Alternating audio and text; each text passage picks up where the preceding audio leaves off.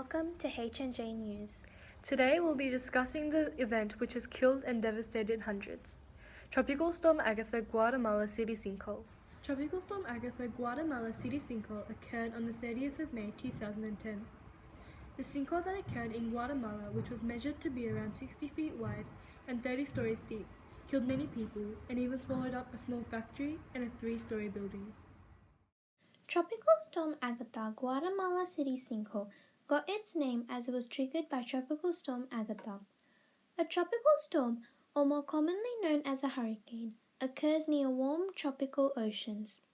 A hurricane is the process of warm, moist air rising up, which is then replaced by cool air. The cool air then warms up and rises, and this cycle causes huge storm clouds to form. The clouds then begin to spin, and the motion continues and becomes faster as more storm clouds are added. If there is enough warm water, a hurricane will occur. Sinkholes are triggered by water erosions or because the rocks dissolve underground. When the layers underground, such as rocks and minerals, start dissolving, it forms spaces and caverns. Since there is a big gap where the rocks and minerals used to be, there is less support for the land above, which causes a sudden collapse of land, also known as a sinkhole.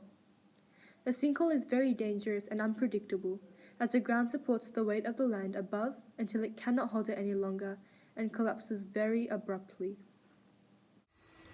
The heavy rainfall, which was produced by Tropical Storm Agatha, triggered the sinkhole as the water dissolved the rocks underground and created a cavern. Due to the caverns formed by the dissolved rocks and minerals, the soil couldn't sufficiently support the infrastructure above it. The severity of the downpour from the tropical storm and the insufficient support of the land underground caused more caverns, thus resulting in the occurrence of the sinkhole. However, further research shows that Tropical Storm Agatha was not the only factor that triggered the sinkhole. In this particular event, a sanitary sewer may have already been inundating the surrounding soil and rocks for quite a long period of time before Tropical Storm Agatha hit and created further damage. As the ground was already in bad condition when Tropical Storm Agatha hit Guatemala, the ground was already very weak as small spaces and caverns had already been formed, decreasing the support for the land above, which made the ground very vulnerable and a lot more at risk of causing a sinkhole to occur. The underground infrastructure of Guatemala was also built in an area where the first few hundred meters of ground were mainly made up of pumice. Pumice is a material which came from past volcanic eruptions and formed into rock.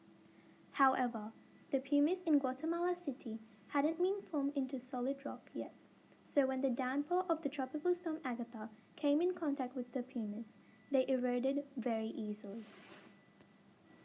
All these factors contributed in creating the Tropical Storm Agatha Guatemala City Sinkhole.